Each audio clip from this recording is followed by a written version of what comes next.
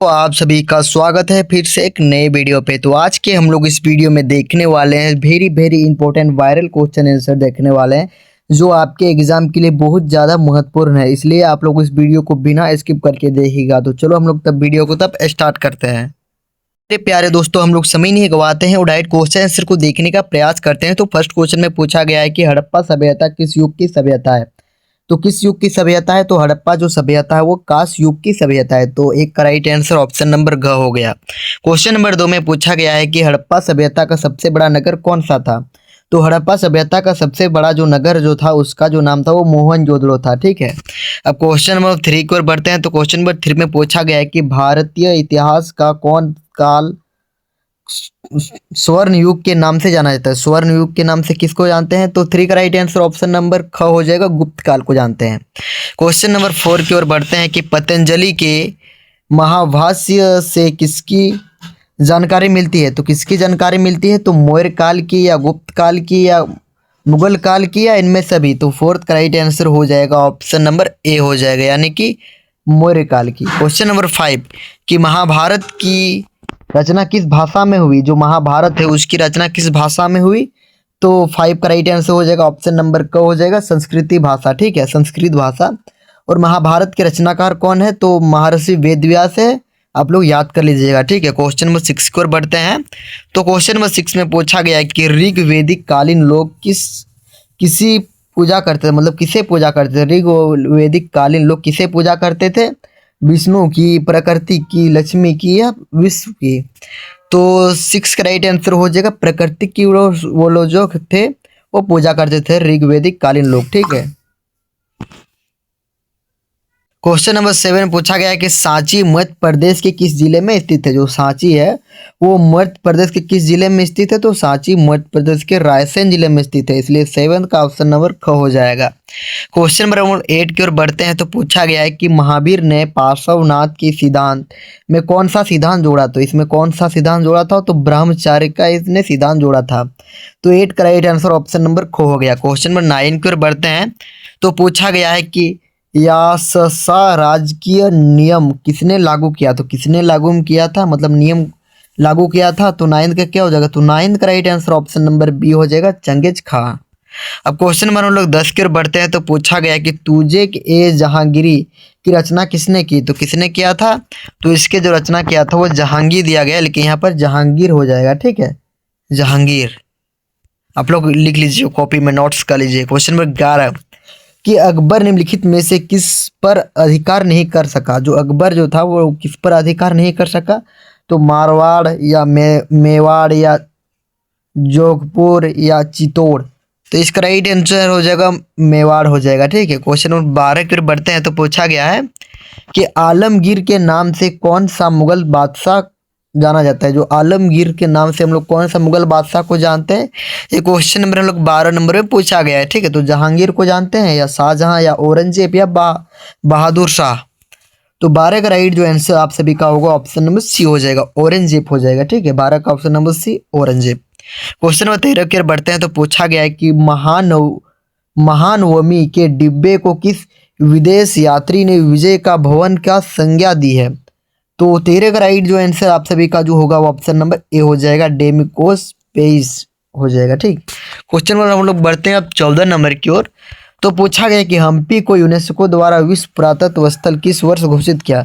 जो हम्पी जो था तो यूनेस्को द्वारा विश्व पुरातत्व स्थल कब घोषित किया गया, ये पूछा जा रहा है क्वेश्चन नंबर 14 नंबर में। ठीक है। तो कब किया गया था? 1856 में, 1876 में, 1902 में या 1886 में। ठीक है। तो 14 का राइट जो आंसर हो जाएगा ऑप्शन नंबर क्या हो जाएगा? तो ऑप्शन नंबर डी हो जाएगा, 1886 में। ठीक। अब हम लोग क्वेश्चन नंबर 15 की ओर पढ़ते हैं। तो पूछा गया कि गोपुरम का संबंध है, जो गोपुरम है वो किससे संबंध है। ठीक है, गाय से, नमर से, नगर दिया गया होता था लेकिन नंबर लिख दिया है, व्यापार से या मंदिर से। तो गोपुरम का जो संबंध है वो मंदिर से संबंध है। ठीक है, गोपुरम किससे संबंध है? तो मंदिर से। क्वेश्चन नंबर 16 की ओर बढ़ते हैं। तो पूछा गया है कि शंकराचार्य का मत है, जो शंकराचार्य है उसका क्या मत है। द्वैतवाद है, अद्वैतवाद है या मेधामेदवाद है या द्वैतावाद है। ठीक। तो 16 का राइट आंसर ऑप्शन नंबर ख हो जाएगा, अद्वैतवाद है। ठीक है, क्वेश्चन नंबर 17 की ओर बढ़ते हैं तो पूछा गया है कि मध्ययुगीन यात्रियों का सरताज किस यात्री को कहा जाता है। तो मध्ययुगीन यात्रियों के सरताज किस यात्री को कहा जाता है, क्वेश्चन नंबर 17 में पूछा जा रहा है। तो उसका जो नाम है वो मार्को पोलो है। ठीक है, इसलिए 17 का ऑप्शन नंबर ख इसका राइट आंसर हो जाएगा। अब हम लोग क्वेश्चन नंबर 18 की ओर बढ़ते हैं तो क्वेश्चन नंबर 18 में पूछा गया है कि भारत में अस्थायी रूप से 10 वर्ष जनगणना का आरंभ 1881 में किस गवर्नर जनरल के काल में हुआ था, मतलब किस गवर्नर जनरल काल के हुआ था। ठीक है, तो 18 का राइट आंसर हो जाएगा ऑप्शन नंबर सी हो जाएगा। सी में क्या थे, तो रिपिन, यानी कि लॉर्ड रिपिन। हम लोग क्वेश्चन नंबर हम लोग बढ़ते हैं 19 नंबर की ओर। तो पूछा जा रहा है कि अस्थायी बंदोबस्त जुड़ा हुआ था, तो अस्थायी बंदोबस्त जो जुड़ा हुआ था किससे जुड़ा हुआ था, तो 19 का राइट जो आंसर हो जाएगा ऑप्शन नंबर सी हो जाएगा, यानी कि ग नंबर, कॉर्नवालिस। अब हम लोग 20 नंबर की ओर बढ़ते हैं तो पूछा गया है कि वैगत्य के सिद्धांत का संबंध किससे है, तो किससे है, तो लॉर्ड कर्जन से, डलहौजी से, लीटन से या मिंटो से। तो 20 का जो राइट आंसर हो जाएगा ऑप्शन नंबर बी हो जाएगा, डलहौजी से। ठीक है, अब हम लोग क्वेश्चन नंबर हम लोग 21 की ओर बढ़ते हैं तो पूछा जा रहा है कि 7 द्वीपों का नगर कहा जाता है। जो 7 द्वीपों का नगर कहा जाता है किसको कहा जाता है, तो बम्बई को, शिमला को, कोलकाता को या बेंगलोर को। तो 7 द्वीपों का नगर हम लोग मुंबई को कहते हैं। ठीक है, इसलिए 21 का राइट आंसर ऑप्शन नंबर क हो गया। अब क्वेश्चन नंबर 22 की ओर बढ़ते हैं तो क्वेश्चन नंबर 22 में पूछा जा रहा है कि इंडिया गेट का निर्माण कब हुआ, जो इंडिया गेट का जो निर्माण किया गया था वो कब हुआ था, तो 1910 में हुआ था, 1912 में, 1931 में, 1918 में। तो इंडिया गेट का जो निर्माण हुआ था वो 1931 में हुआ था, इसलिए 22 का राइट आंसर ऑप्शन नंबर ग हो गया। अब हम लोग क्वेश्चन नंबर 23 की ओर बढ़ते हैं तो पूछा गया है कि महात्मा गांधी दक्षिण अफ्रीका से भारत वापस कब आए। जो महात्मा गांधी जब दक्षिण अफ्रीका गए थे तो वहां से भारत कब लौटे, ये पूछा जा रहा है क्वेश्चन नंबर 23 में। तो जो लौटे वो ग नंबर में दिया गया है, 1915 में लौटे थे। ठीक है, अब हम लोग क्वेश्चन नंबर 24 की ओर बढ़ते हैं तो क्वेश्चन नंबर 24 में पूछा जा रहा है कि चोरी चोरा कांड कब हुआ। तो चोरी चोरा कांड कब हुआ था, तो 5 फरवरी 1922 में हुआ था। और आप लोग कमेंट में बताओ कि जालियांवाला बाग हत्याकांड कब हुआ था और किसके कारण से हुआ था। ठीक है, अब हम लोग क्वेश्चन नंबर 25 की ओर बढ़ते हैं कि नमक कानून किसने तोड़ा। जो नमक का जो कानून बनाया गया था उस नमक कानून को किसने तोड़ा था। तो ये क्वेश्चन तो हमें लगता है कि आप लोगों को शायद पता ही होगा, तो मैं बता दे रहा हूँ कि 25 का राइट आंसर ऑप्शन नंबर ख हो जाएगा, महात्मा गांधी।